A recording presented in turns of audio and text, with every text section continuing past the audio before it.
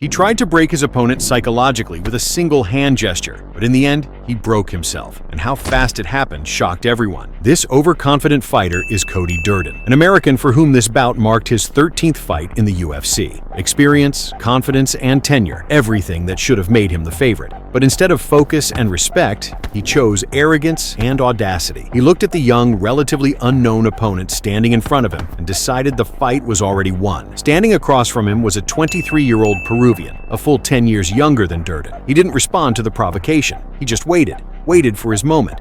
From the very first second, the American pushed forward with his signature grinding wrestling style, trying to impose control and dictate the pace. But the young Peruvian wasn't so simple. Not only did he skillfully defend the takedowns, but he also fired back with bone-crushing combinations. His punches started to land more frequently, and with each minute, Durden began to realize this wasn't a pushover, but a hungry predator ready to tear apart anyone in his path to victory. The first round was tense and competitive, but one look at Durden's exhausted face was enough to see. His ideas and energy were running out, and then, in the second round, it ended in a flash. Barely 5 seconds in, the Peruvian launched a devastating uppercut, followed by a left hook bomb, like thunder out of a clear sky. Durden collapsed onto the canvas, deep in a knockout, as the crowd erupted. Remember that gesture at the beginning of the fight, when Durden arrogantly jerked his hand? That moment has now become a symbol of overconfidence, and the price that must be paid for it. Ironically, that was the very moment the countdown began for Cody Durden. This fight wasn't just a young fighter's victory. It was a lesson, a legendary reminder that in the UFC, every gesture, every word, and every move can be the beginning of your end.